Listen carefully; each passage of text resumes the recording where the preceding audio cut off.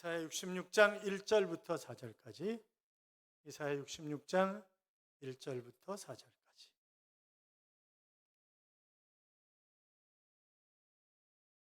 이사야 66장 1절부터 4절까지 교독합니다. 제가 1절 읽습니다. 여호와께서 이와 같이 말씀하시되 하늘은 나의 보좌요 땅은 나의 발판이니 너희가 나를 위하여 무슨 집을 지으랴? 내가 안식할 처소가 어디랴?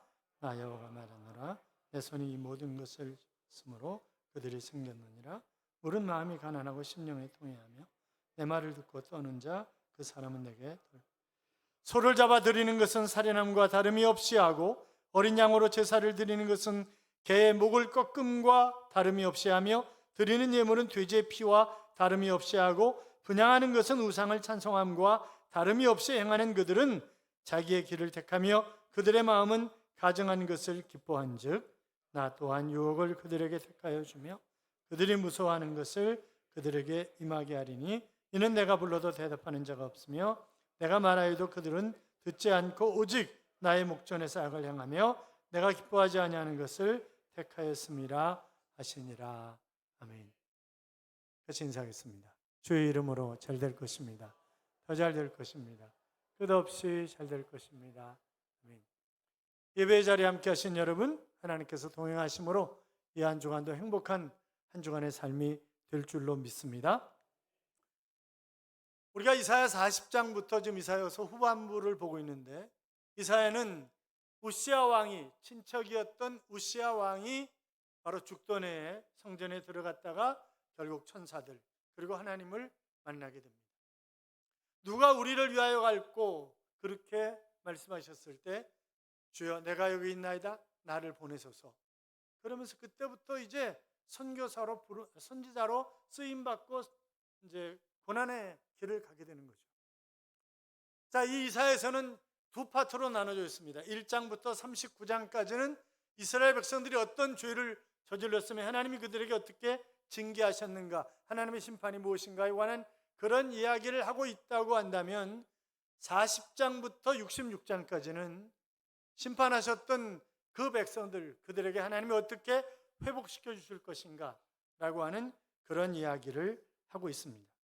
특별히 40장에서 선언된 그런 하나님의 백성들에 대한 그분의 위로와 그리고 53장의 메시아에 대한 예언, 이것이 56장에서 하나님의 교회의 영광스러운 회복으로 열매를 맺는 그런 장면을 우리가 볼 수 있습니다.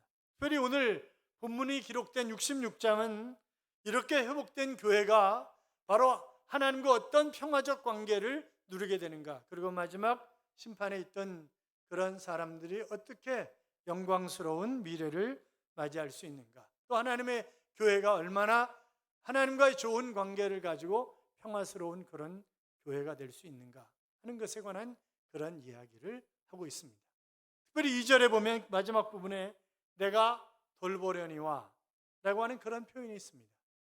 이 말씀은 보호하신다, 관여하신다, 책임을 지신다, 관심을 가지신다라고 하는 그런 의미입니다. 여러분, 하나님이 관심을 가지고 하나님이 책임져 주시는 인생이라고 한다면 평안하고 감사가 넘치고 찬양이 넘치는 그런 삶을 얼마든지 살아갈 수 있지만, 하나님이 책임져 주시지 않는 인생이라고 한다면 열심히 사는 것 같고 열심히 일하는 것 같지만, 그러나 하나님 앞에서는 그것이 아무것도 아닌 것이 되는 것입니다. 자, 그러면 하나님이 돌보시는 사람, 그 사람은 어떤 사람이냐? 첫째는 마음이 가난한 사람입니다. 어떤 사람이요? 마음이 가난한 사람. 2절 봐요. 2절 같이 읽겠습니다. 나 여호와가 말하노라. 내 손이 이 모든 것을 지었으므로 그들이 생겼느니라.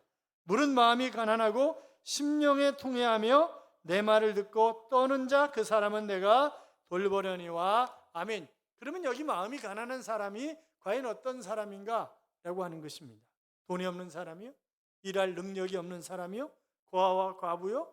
물론 그 사람들 중에도 마음이 가난한 사람들이 있지만, 그러나 세상 사람들이 볼 때 좋지 않은 형편과 처지 속에 살지만 탐욕이 가득 찬 그런 사람들도 얼마든지 있습니다. 여기 마음이 가난하다라고 하는 말은 오직 하나님만을 의지하며 사는 사람, 하나님, 나는 하나님 없이는 살 수 없는 그런 사람이야요. 이렇게 고백하며 사는 그런 사람을 바로 마음이 가난한 그런 사람이다, 이렇게 얘기할 수 있습니다. 또 마음이 가난하다라고 하는 말은 겸손하다, 그런 의미의 표현입니다. 하나님께서는 교만한 자를 물리치시고 겸손한 자에게 복을 주신다고 했습니다. 하나님은 마음이 가난한 자를 좋아하시고 마음이 가난한 자의 뒤를 돌봐주시는 것입니다. 어느 날 아브라함 링컨이 백악관에서 자신의 구두를 닦고 있었습니다. 비서가 지나가다가 깜짝 놀라가지고 가만히 보니까 대통령이시란 말이죠. 각하, 이것이 어찌된 일입니까? 아니, 어찌된 일이라니? 아니, 지체 높으신 대통령님께서 어떻게 천한 사람들이 하는 구두를 닦고 계십니까? 이렇게 얘기를 하더라는 거죠. 그래서 제임스군, 아무리 대통령이라 할지라도 자기가 자기 구두를 닦는 것은 지극히 정상적인 일이네. 그리고 대통령이나 구두 닦는 사람이나 다 똑같이 귀한 사람이지, 뭐 누구는 귀하고 누구는 천하다? 그것은 있을 수가 없는 일이네. 그렇게 이야기를 하시더라는 거죠.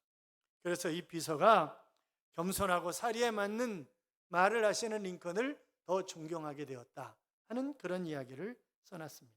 여러분, 그의 겸손함 때문에 오늘날까지, 링컨 시대가 언제인데 오늘날까지 역대 미국 대통령 가운데 가장 존경할 만한 그런 사람으로 꼽히는 것이고, 그런 역사 속에서 노예를 해방시키는 그런 놀라운 일을 한 거잖아요.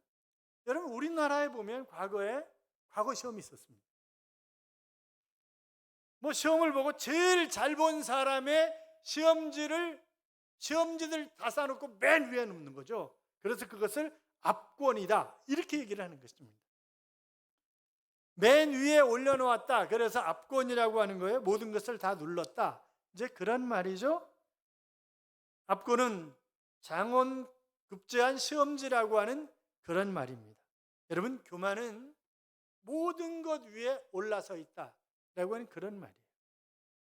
심지어는 하나님도, 그러니까 이상한 소리 하잖아요. 하나님 까불지 마, 뭐 이러고. 그러니까 이 하나님까지도 넘어서서 자기가 그 위에 있는 존재, 그것이 바로 교만이라고 하는 것입니다. 바로 인류 최초의 원죄가 교만이라고 하는 죄 아니었습니까? 교만은 인류 최초부터 마지막 시대까지 수많은 사람들을 넘어뜨리는 마귀가 끊임없이 던져주는 그런 죄입니다. 그러므로 우리는 교만을 버리고 겸손한 가운데 서 있어야 할 것입니다. 마음이 가난한 사람들은 겸손하고 하나님만 의지하기 때문에 하나님의 긍휼하심을 입어 하나님이 돌보시는 것입니다. 마태복음 5장 3절에 보시면 심령이 가난한 자는 복이 있나니 천국이 그들의 것이며 그랬습니다. 성서학자인 윌리엄 바클레이는 우리가 나이가 들어감에 따라 하나님과 더 가까이 나아가지 못할 수도 있다, 이런 얘기를 하는 거예요. 내가 신앙의 연조가 10년, 20년, 30년 지나갈수록 오히려 신앙의 질이 더 좋아지는 게 아니라 신앙의 질이 오히려 더 퇴보할 수 있다는 거죠. 그러니까 처음 내가 주님을 만났을 때는 눈물 콧물 범벅이 되고 주일이 그리워지고 막 어떻게 하면 헌신하고 희생하고 그러려고 애를 썼는데 시간이 가면 안 그래. 복잡해져. 처음에는 단순하게 예수를 믿었는데 나중에는 누가 영향력 있는 사람인가, 내가 누구를 사귀면 좋을까, 별의별 생각을 다 해. 머리가 아주 복잡해집니다. 여러분, 우리가 단순하게 예수 믿어요. 근데 그게 마태복음 18장에 보면 예수님을 3년이나 따라다녔던 제자들도 예외가 아니었어요. 그들의 마음속에는 늘 우리 중에 누가 크냐, 이게 관심이, 우리 중에 누가 크냐. 그래가지고 결국 자기 어머니들까지 동원해가지고 치맛바람을 날리잖아요. 그래가지고 선생님의 나라가 임하면 우리 아들놈 한 놈은 오른쪽에 한 놈은 왼쪽에 세워주십시오, 이렇게 얘기를 하고 그러잖아요. 여러분, 그거 아세요? 제자들도 예수님으로부터 누군가가 사랑을 받으면 그걸 못 견디는 거예요. 그걸 못 견디는 거예요. 제가 가능하면 여러분을 칭찬 안 하려고 그래요. 왜냐하면 칭찬하면 그걸 못 견뎌해. 그래서 그런 얘기가 있어요. 강대상에서 3번만 칭찬하면, 한 사람 3번만 칭찬하면 그 사람 교회에서 못 견디고 나간다는 거예요. 왜? 다른 사람들이 그냥 안 둔다는 거죠. 우리 교회는 안 그러잖아요. 근데 하여튼 그러니까 이 칭찬 이런 마찬가지잖아요. 집사님 있잖아. 그 오집사님 너무 좋잖아, 사람이. 그러면 뭐라 그래요? 에휴, 뒷조사 해봐야 돼요. 어떻게 알아? 별로 칭찬을 안 좋아해. 별로 칭찬을.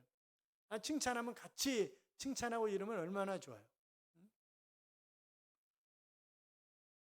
그 정선중앙교회 그 월남하신 이제 사모님이 계셨는데, 그분은 누가 와서 뭐 교인들이 뭐 이렇고 저렇고 얘기하면 아이 뭐 그러려고 오해하신 걸 거야. 늘 그렇게 얘기하셔. 뭐 그러려고 그거 권사님이 잘못하신 거야. 그분 그렇지 않아요. 그러니까 늘 칭찬하고 변호해 주지. 그거를 뭐 맞아. 나도 그거 알고 있어요. 그렇게 얘기를 안 한다고 절대. 사랑하는 여러분, 우리가 열정적인 헌신의 모습은 사라지고 형식적으로 하나님을 섬기며 살아가고 있는가? 그러니까 어린아이와 같이 순수하지 않으면 천국에 들어갈 수 없다. 그렇게 니고데모에게 말씀하시는 것도 우리가 볼 수 있잖아요.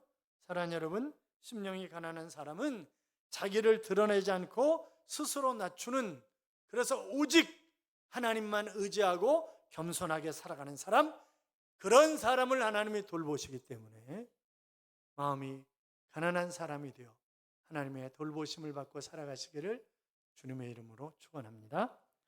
뿐만이 아니라 둘째, 심령에 통해하는 사람을 하나님이 돌보신다 그랬어요. 자, 2절 다시 읽어요. 2절 다시 읽어요. 나 여호와가 말하노라. 내 손이 이 모든 것을 지었으므로 그들이 생겼느니라. 물은 마음이 가난하고 심령에 통해하며 내 말을 듣고 떠는 자, 그 사람은 내가 돌보려니와. 아멘. 여기 심령에 통해하며, 회개하며, 내 가슴을 찢으며, 이제 그런 얘기죠. 마틴 루터가 비텐베르그 성당에 95개 논조를 걸었잖아요. 같이 의논해 보자고. 물론 그 사람이 종교 개혁을 해야 되겠다라고 하는 그런 마음이 있었던 것은 아니에요. 다만 이걸 한번 좀 의논을 해봅시다. 그래서 그거 걸은 날을 또 기념해가지고 종교 개혁주의로 지키고 그러는데 우리 교회는 안 지켜. 왜냐면 죄송해요, 제가. 그 인간은 늘 귀족 편이었어. 처음에 농민 편 들다가 야 이래가지고는 내가 안 되겠다 이렇게 생각하죠. 싹 바꿔요, 귀족 편으로. 그리고 늘 좋은 그림자를 따라다녀. 그래서 저희는 안 지켜. 어떻든 그러나 그 시대에 그것을 의논해 보자고 건 것은 대단한 용기를 갖지 않으면, 생명 걸지 않으면 거의 쉽지 않은 그런 일이었다는 것은 우리가 분명히 인정을 해야 합니다. 거기 뭐라고 되어 있냐면 이런 구절이 있어요. 신앙인의 삶이란 끊임없이 회개와 참회를 하는 것이다. 신앙인의 삶이 뭐냐? 끊임없이 회개와 참회를 하는 것, 이것이 신앙인의 삶이다 하는 그런 얘기를 했는데, 여러분, 내가 용서받은 자녀이기 때문에, 우리 안에 성령이 계시기 때문에 우리는 매일 죄를 씻는 그런 눈물이 우리에게 필요한 것입니다. 구원의 확신이 없어서 애통하는 것 아니고, 항상 기뻐하라라고 하는 말씀을 모르기 때문에 우리가 애통하는 것 아니고, 예수님의 거룩하신 임재를 느끼면서 살아가기 때문에 우리는 눈물을 흘리는 것입니다. 한 청교도가 이런 고백을 했어요. 살아있는 신앙을 가진 사람은 눈물이 마르지 않습니다. 살아계신 하나님 앞에서 내 부족함을 발견할 때마다 눈물을 흘리지 않을 수 없기 때문입니다. 그런 얘기를 했는데, 그런데 영혼이 메마르면 어때요? 아무리 눈물을 짜내려 해도 안 나와. 그렇지 않습니까? 이사야 당시 백성들은 자신들의 죄를 깨닫지 못했습니다. 민족적인 우상 숭배를 하면서도 죄인지 모르는 거예요. 왕서부터 시작해가지고 마찬가지였어요.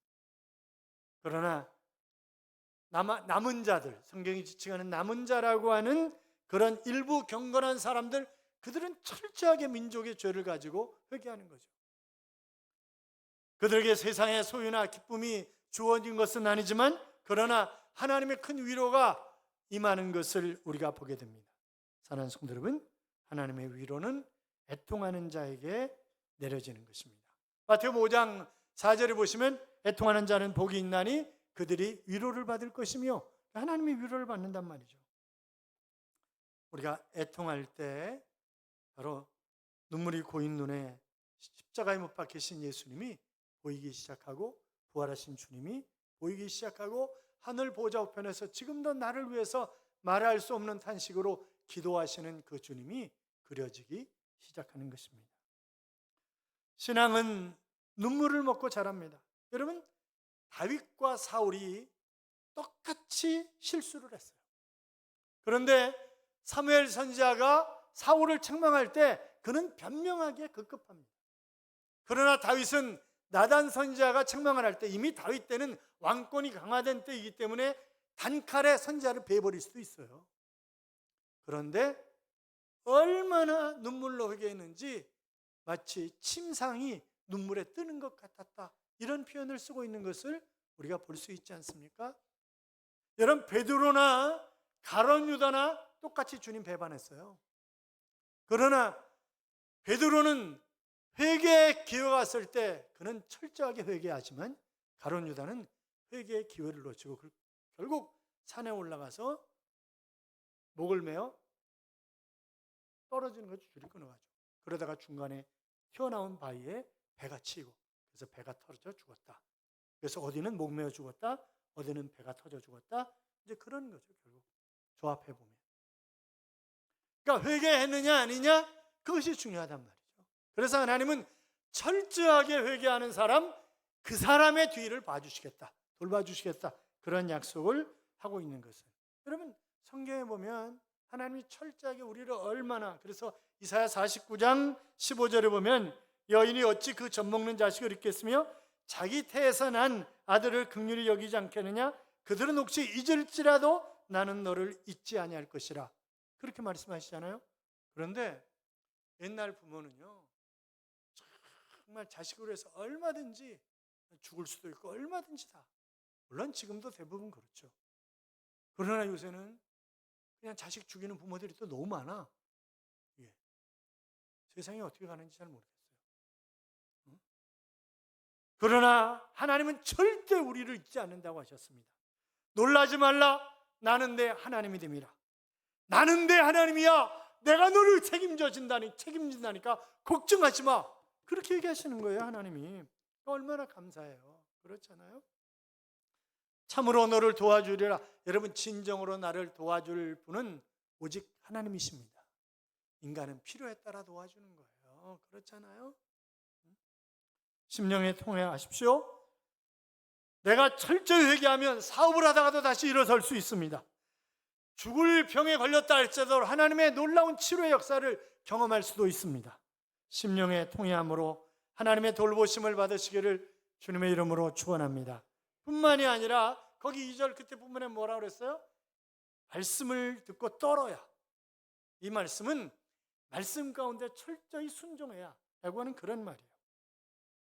여러분, 얼마나 순종하며 사세요? 성 프란시스가 농사일을 하고 있는데 젊은 청년 2사람이 제자가 되겠다고 찾아왔습니다. 그래서 그때 마침 이 배추를 모종하고 있었는데, 이렇게 시키는 거예요. 내가 어디 갔다 올 때가 있어서 갔다 올 테니까 이거를 전부 다 좀 심으라고. 그런데 뿌리는 하늘로, 그리고 줄기는 땅으로 심으라고, 그렇게 얘기를 했어요.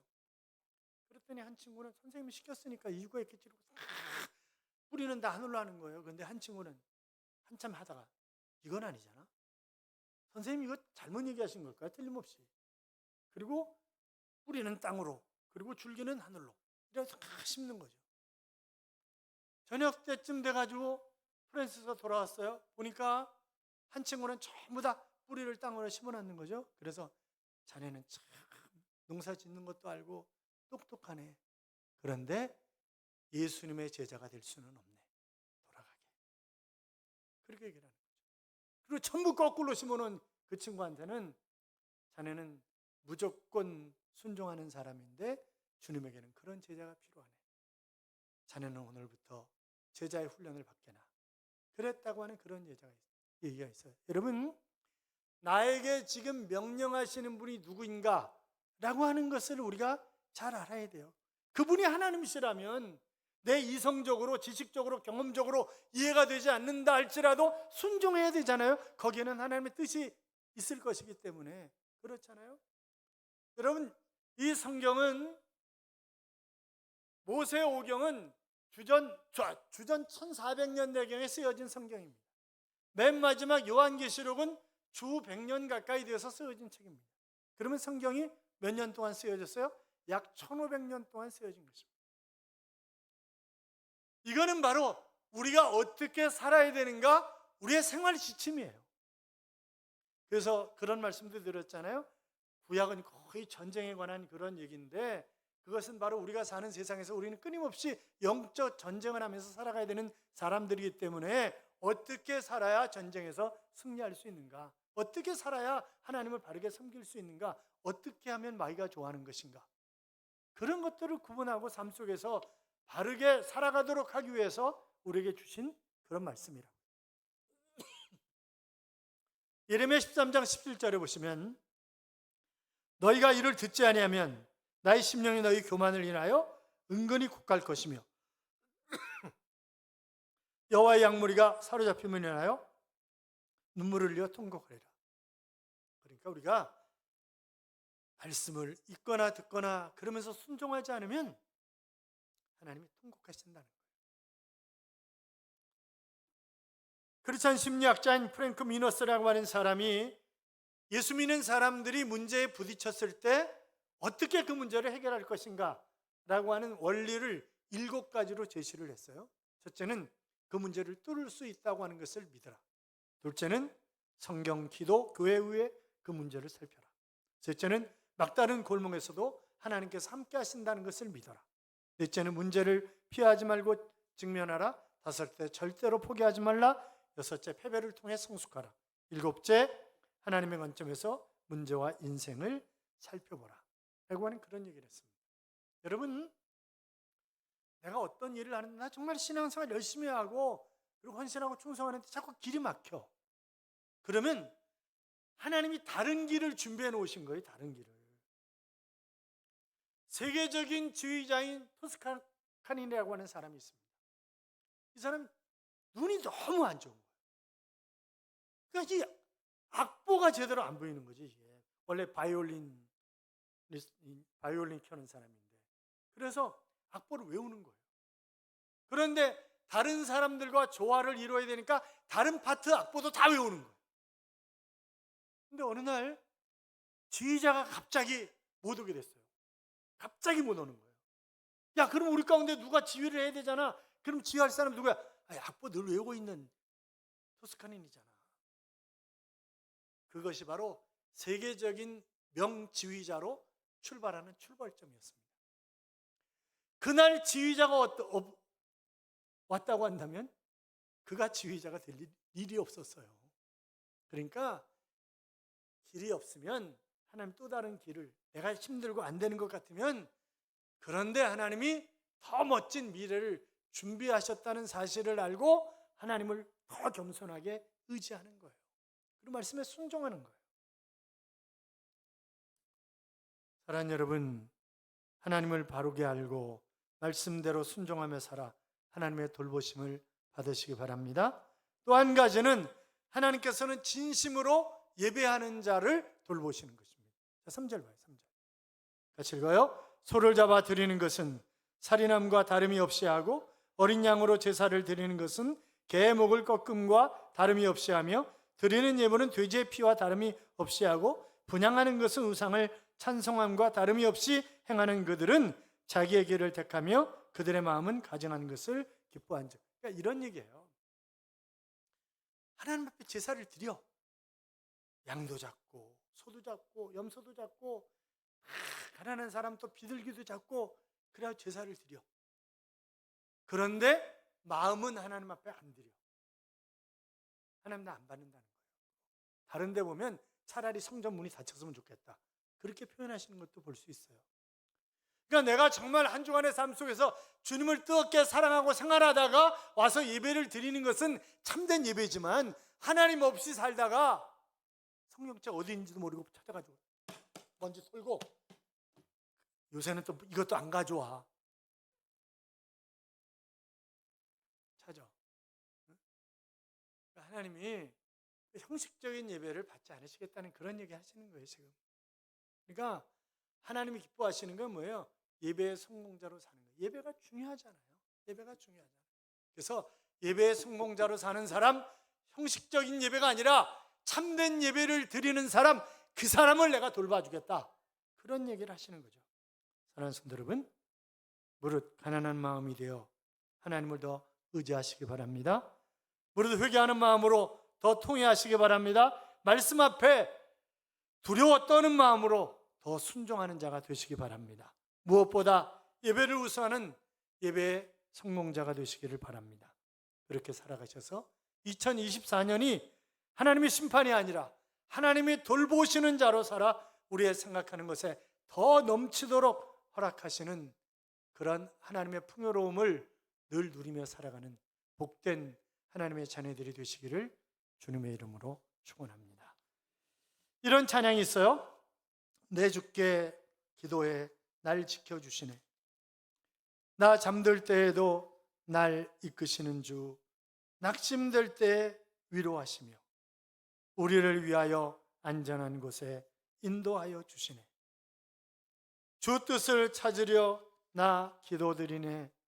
어둠이 덮여도 날 구해 주시네. 세상 유혹도 다 물리치신 주, 우리를 위하여 안전한 곳에 인도하여 주시네 라고 하는 그런 찬양입니다. 사랑하는 여러분, 우리는 하나님의 자녀입니다. 우리의 아버지가 하나님이십니다. 믿으시면 크게 아멘? 아멘. 그렇습니다. 그분은 우리를 늘 안전한 곳으로 인도하시고 우리를 보호하시는 하나님이십니다.